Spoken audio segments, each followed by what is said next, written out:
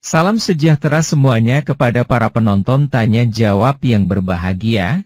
Semoga video ini bisa memberikan pengetahuan dan edukasi kepada para penonton, dan jangan lupa untuk like dan subscribe channel ini ya. Ya, selamat malam Asri Official. Selamat malam mbaknya, Bunda. Ya, malam saudaraku, tolong buka kamera ya. Ya, nih saya mau tanya Bun. Silakan Abang, silakan. Ini kan katanya kalau Yesus itu kan Tuhan. Kenapa datangnya kok belakangan? Emang itu nggak ada jobnya apa gimana gitu? Mohon maaf Bang Asri, yang mengatakan Tuhan Yesus datang belakangan, di mana ayatnya tertulis seperti itu saudaraku? Nah, nih enggak.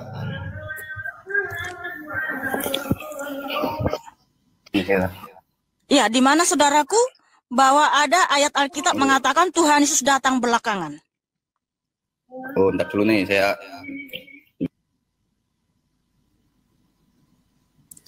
Kalau fakta di mana ayatnya tertulis Tuhan Yesus itu datang belakangan?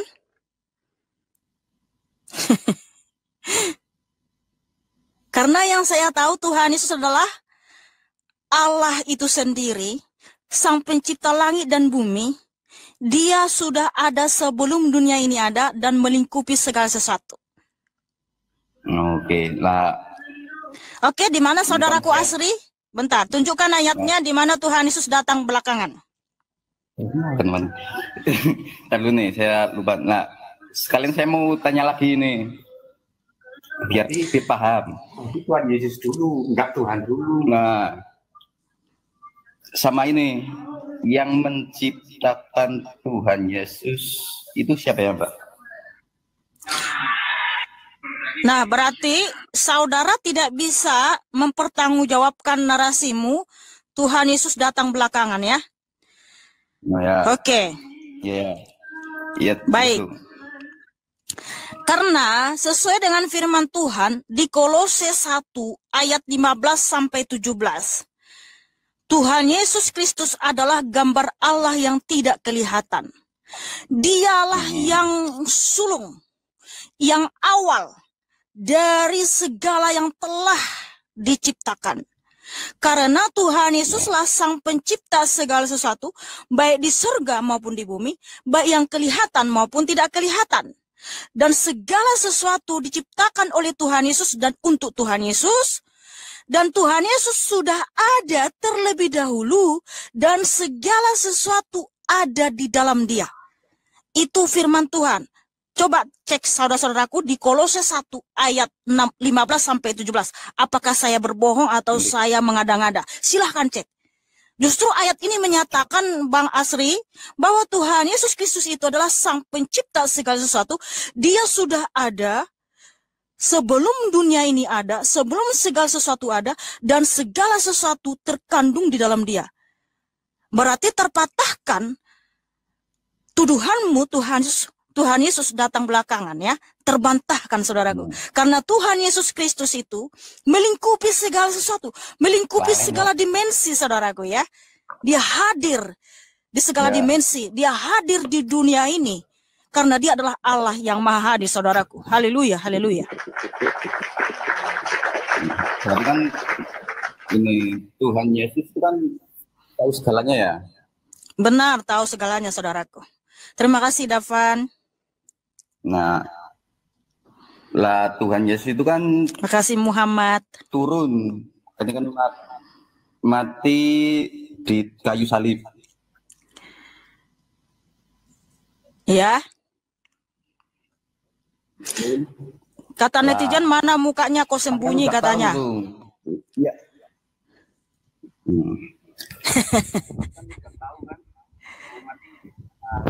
Kenapa masih datang gitu? Lagi maksudnya. Masih datang kok mau mati itu mau. Tapi bentar dulu Bang Asri. Bentar dulu Bang Asri. Yang tadi saya jelaskan sudah paham saudaraku? Ya, paham. Oke, baik, good. terima Saya kasih menerima Crusader. dengan baik.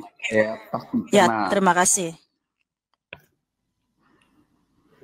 Oke, silakan satu lagi pertanyaannya apa? Nah itu kan katanya kan Yesus tahu segalanya.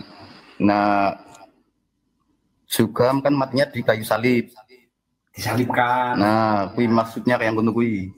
Lah, terusan kenapa Kak turun mau mati itu kan pasti udah tahu kalau mati di kayu salib. Iya,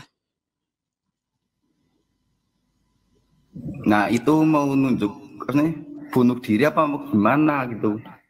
Udah tahu mau mati kok turun. ya bukanlah saudaraku. Kalau bunder itu kan ada media yang digunakan untuk mengapakan nyawanya kan? Betul ya? Kalau Tuhan Yesus kan Ya. tidak menggunakan media apapun untuk mengambil nyawanya, untuk menghabiskan nyawanya. Enggak seperti itu. Jadi Tuhan Yesus itu bukan bundir. Ya. Tetapi Tuhan Yesus itu menghendaki supaya dia mengalami kematian, dia turun ke alam maut. Di alam maut Tuhan Yesus membebaskan manusia-manusia yang telah mati, saudaraku. Nah, sehingga ketika Tuhan Yesus bangkit, mereka pun dibangkitkan. Orang-orang yang telah mati itu. Itulah saudaraku, ketika kita percaya kepada Tuhan Yesus, kita juga akan ikut bangkit untuk hidup yang kekal. Karena keselamatan itu hanya dalam Tuhan Yesus. Tuhan Yesus menyatakan dengan tegas, saudaraku, di Yohanes 11 ayat 25. Akulah kebangkitan dan hidup. Barang siapa percaya kepadaku, ia tetap hidup sekalipun ia mati. Jadi kalau kita mati, saudaraku, kita tetap hidup. Tetap hidup artinya langsung ke Firdaus, langsung ke surga, saudaraku. Kita nggak turun lagi ke alam maut, ke kerajaan maut. Karena apa? Tuhan Yesus telah menebus kita dari kerajaan maut, saudaraku, ya. Haleluya, haleluya. Ya, karena saudara merokok, kita turunkan dulu. Saudara merokok, kenapa merokok? Bentar lagi disuruh ini. Itu tadi apinya kelihatan. Nah, itu teman. Saya merokok. Lah, berarti itu Yesus sudah menjamin masuk surga tuh. Betul sekali, saudaraku. Tadi sama umat-umatnya kalau ini mukanya nggak kelihatan. Kemana nih mukanya nih? Ya kan maksudnya kalau teman saya ini kan mau minta ini apa? Diskusi-diskusi itu kan kalau lagi cari dia kan nggak punya agama juga masih ateis kan. Nah, cari agama yang benar, gitu kan? Iya. Nah, lagi cari-cari. Nah, berarti itu kalau dia login gitu ya, cara kasarannya dia sudah dijamin mau masuk surga. Betul. Kalau dia mau percaya kepada Tuhan Yesus, dia nanti di hari kiamat dibangkitkan untuk hidup yang kekal. Karena Tuhan Yesus berjanji di Yohanes 6 ayat 40. Barang siapa percaya kepada Tuhan Yesus, dia akan dibangkitkan di hari kiamat untuk hidup yang kekal. Dan Tuhan Yesus menyatakan, barang siapa percaya kepadaku, ia selamat. Ia dimasukkan ke dalam surga, saudaraku. Makanya Tuhan Yesus menyatakan di Yohanes 14, jangan gelisah hatimu, percayalah kepadaku. Akulah sang kebenaran, sang hidup, dan sang jalan. Karena tidak ada seorang pun yang bisa masuk surga tanpa melalui Tuhan Yesus. Nah, kalau saudaramu itu, Bang Arsri, tidak punya agama atau ateis, ingin datang kepada Tuhan Yesus, ya bukalah hatimu, saudaraku. Buka hatimu, saudaraku. Itu ya. Halo? Itu yang halo. Iya. Nah, itu yang masuk neraka jadinya siapa kalau sudah dijamin masuk? Ya, bukalah hatimu. Bentar dulu. Buka dulu hatimu untuk Tuhan Yesus. Apakah engkau sungguh-sungguh percaya bahwa dia adalah sang juru selamatmu? Karena kita, dengar dulu, bentar dulu. Penghuni nerakanya itu siapa kalau Tuhan Yesus sudah menjamin kalau masuk surga semua? Oh, jadi kamu itu keberatan apabila neraka kosong. Jadi kamu mau mengisinya. Gitu ya? Nah, neraka sih udah dijamin tuh. Udah saya isi sama teman saya itu. Kenapa saudara ini ketika mau diselamatkan sama Tuhan Yesus masuk surga, kok dia keberatan? Terus neraka siapa penghuninya, katanya gitu. Lah makanya saya kan tanya, kalau udah di begini. pada masuk surga, Ya. neraka siapa yang penghuninya? Penghuni neraka itu adalah Lucifer dan antek-anteknya, yaitu jin, ya, setan-setan. Para iblis lah penghuni neraka itu, saudaraku. Nah, kalau kamu sungguh-sungguh percaya kepada Tuhan Yesus, ya kamu enggak akan ke neraka sama iblis. Karena memang Tuhan Yesus menciptakan neraka itu untuk iblis, saudaraku, bukan untuk dirimu. Bukan untuk saya, bukan untuk semua umat manusia di dunia ini. Tetapi itu diciptakan untuk iblis. Namun saudaraku, kalau kamu tidak mau percaya kepada Tuhan Yesus, kamu bersikeras hati, menyangkal penebusan di atas kayu salib, ya mohon maaf saudaraku ya, selamat jalanlah ke neraka bersama dengan iblis, saudaraku. Selamat menikmati api belerang. Bakalan masuk neraka. Tenang saja, paman saya juga malaikat aman. Loh, kamu pernah berbuat dosa enggak? Kamu pernah berbuat dosa? Ya dosa banyak. Setahu saya nggak pernah melakukan dosa. Saya nggak pernah menjahatin orang. Oh, kamu nggak pernah berbuat dosa, berarti kamu suci. Iya, saudaraku? Ya suci. Nama saya. Nggak pernah kamu berbuat dosa. Makanya suci. Jadi nggak pernah kamu berbuat dosa sekalipun? Nggak pernah kau berbuat dosa sekalipun? Luar biasa. Menurut saya sih, saya belum pernah membuatnya. Woi. Baru ini saya dengar ada orang tidak pernah berbuat dosa ya. Jadi suci kau, saudaraku? Karena saya tahu saya iman. Oke, berarti saudara ini suci ya, tidak pernah berbuat dosa ya? Suci banget kalau saya nama saya sudah suci saya kan, makanya Oke, kalau gitu, oke, kalau kamu ini orang suci tidak pernah berbuat dosa, nanti kamu mengalami kematian nggak, saudaraku? Mungkin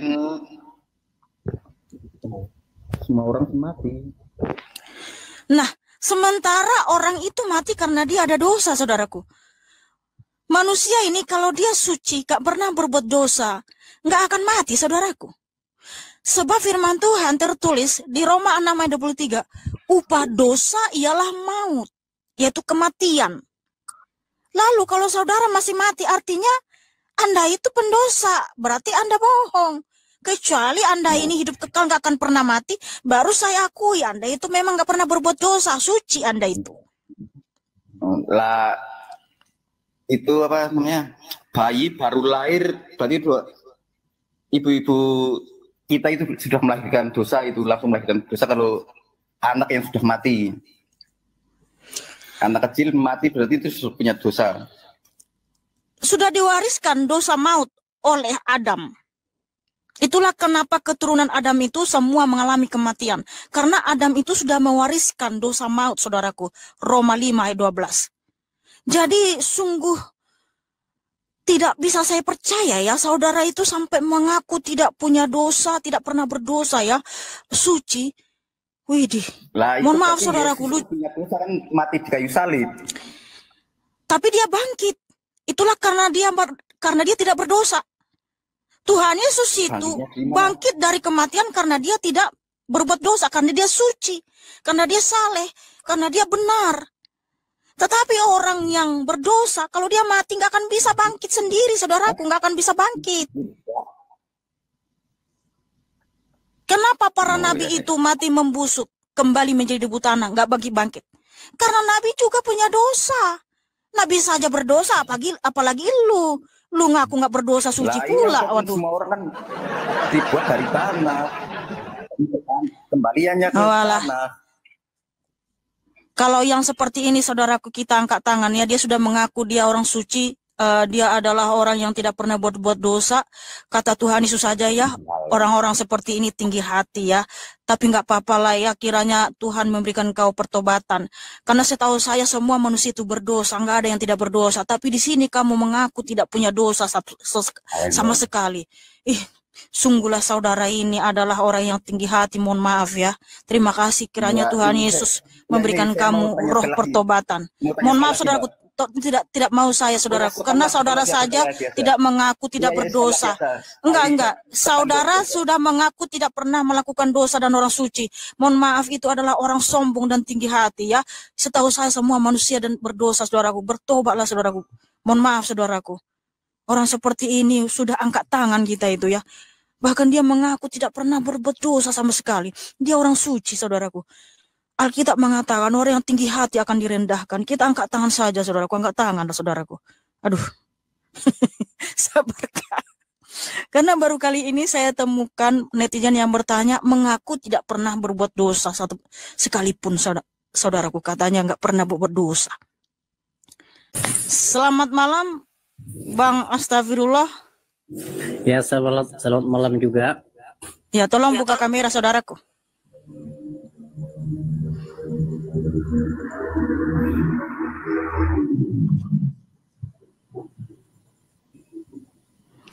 Silakan buka kamera saudaraku.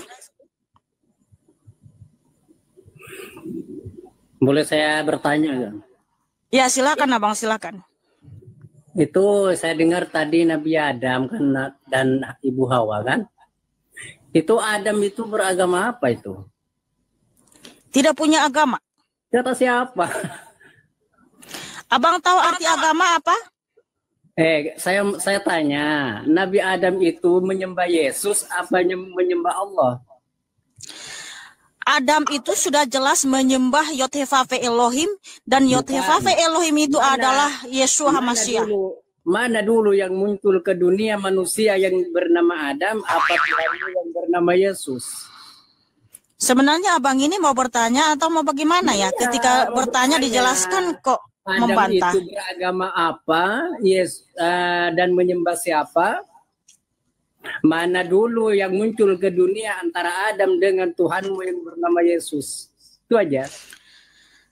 Makanya saya tanya sama abang, apakah arti agama? Karena Adam itu tidak punya agama. Tak punya agama. Ya, apa arti agama? Agamanya Muslim yang diciptakan oleh Allah, bukan Yesus. Yesus itu diciptakan oleh Tuhan kami. Agamanya Islam. Iya. Islam itu muncul abad keberapa? Agama Islam itu dari sejak Adam sampai sekarang sudah ada agama Islam. Allah Subhanahu wa taala itu berfirman, laqad atmamtu alaikum ni'mati wa raditu lakumul Islam madina. Tidak ada agama lain selain agama Islam yang diridhoi oleh Allah.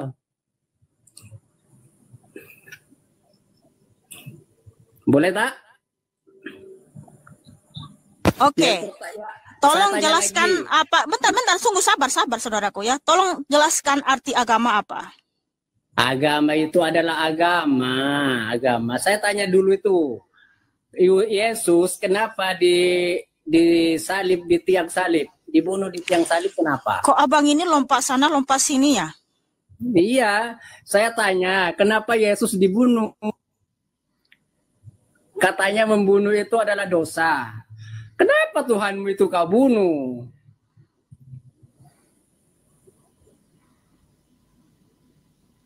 Katanya membunuh itu adalah dosa. Tetapi kenapa orang itu membunuh Yesus? Membunuh itu tidak diperbolehkan. Baik, abang. Ya. Tolong jelaskan arti agama apa? Tak payah Pak arti agama. Saya tanya itu. Nah, sebentar, sabar. Sabar, Nabi Bang. Adam Ya. itu nyembah siapa? Nabi Adam itu nyembah Yesus apa menyembah Allah? Itu nanti yang kedua. Kita bahas dulu tentang agama dan juga Islam. Nah, tadi abang mengatakan bahwa Adam itu beragama Muslim. Iya. Nah, tadi saya sudah jelaskan sebentar. Agama itu berasal dari bahasa Sanskerta. Artinya tidak, agama artinya kacau. Jadi agama artinya tidak kacau. Di mana agama ini adalah buatan India. Itulah kenapa Adam itu tidak punya agama. Lalu tadi abang bilang, bentar dulu, bentar. Kenapa dia menyembah Allah, tidak menyembah yang lain? Sebentar, sabar. Tadi abang bilang bahwa Adam itu agamanya Muslim. Iya. Nah sementara di Al-An'am 163, siapa yang pertama di situ menjadi Muslim? Silakan. Yang pertama menjadi Muslim ya Nabi Adam, karena Adam menyembah Allah. Siapa yang menyembah Allah adalah Islam. Islam artinya selamat. Islam artinya selamat. Nah, yang kedua pertanyaan bentar dulu, sabar, Roy. Sabar, saudaraku. Nah, dulu, saya tanya, kenapa? Bentar, sabar, jangan lompat-lompat sana sini. Di Al-An'am 163, di situ yang pertama sekali berserah diri atau Muslim itu siapa? Apanya? Kamu rajin baca Quranmu enggak sih? Oh, iya, namanya Muslim. Oke, kalau rajin silahkan bacakan Al-An'am 163. Ya tak hafal lah. Kalau sudah baca ya baca. Emang di rumahmu nggak ada Al-Quran? Oh, banyak. Ya silakan baca, saudaraku.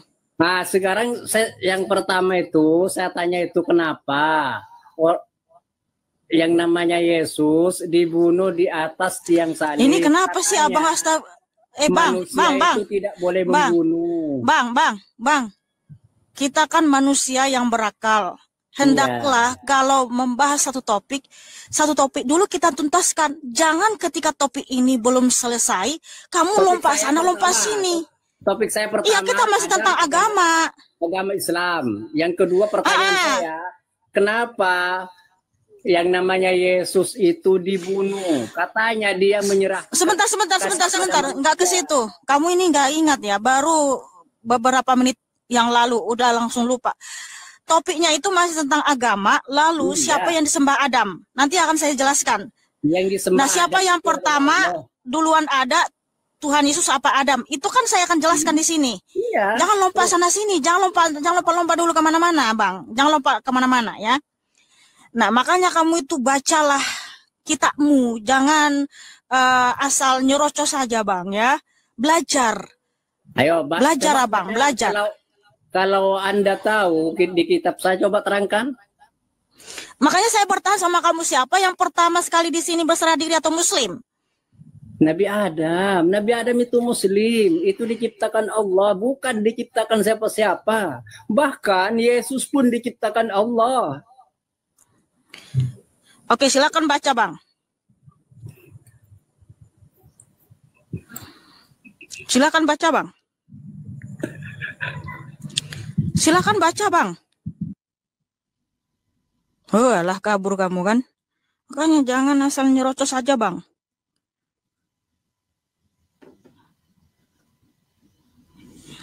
Saudara-saudara sekalian, pada video yang sudah kita saksikan bersama-sama ini ada pertanyaan-pertanyaan tentang kenapa Yesus sebagai Tuhan kok dating belakangan, siapakah yang menciptakan Yesus? Dari pertanyaan-pertanyaan ini dijawab dan dijelaskan semua oleh Mihana sesuai dengan iman kekristenan dia. Lalu ada pertanyaan lagi mengenai Adam itu beragama apa? Siapakah yang disembah oleh Adam, apakah Yesus atau Allah? Dan sekali lagi untuk pertanyaan-pertanyaan ini kemudian dijawab oleh Mihana. Sesuai dengan iman kekristenan dia akan tetapi dibantah oleh si penanya karena menurut dia sangat tidak masuk akal. Adam dan Yesus itu yang duluan ada adalah Adam. Memang bagi orang awam penjelasan-penjelasan di iman kekristenan itu tidak masuk di akal. Jadi jangan membandingkan dengan iman agama sendiri, hormatilah iman mereka. Silahkan para penonton memberikan penilaiannya tentang hal ini, tulis di kolom komentar untuk pendapat dan tanggapannya. Terima kasih. Jawabannya lihat ayat di Alkitab. Kolose 1, lihat perikopnya di ayat 15-17. Roma pukul 5:12 sebab itu, sama seperti dosa telah masuk ke dalam dunia oleh satu orang, dan oleh dosa itu juga maut. Demikianlah maut itu telah menjalar kepada semua orang, karena semua orang telah berbuat dosa.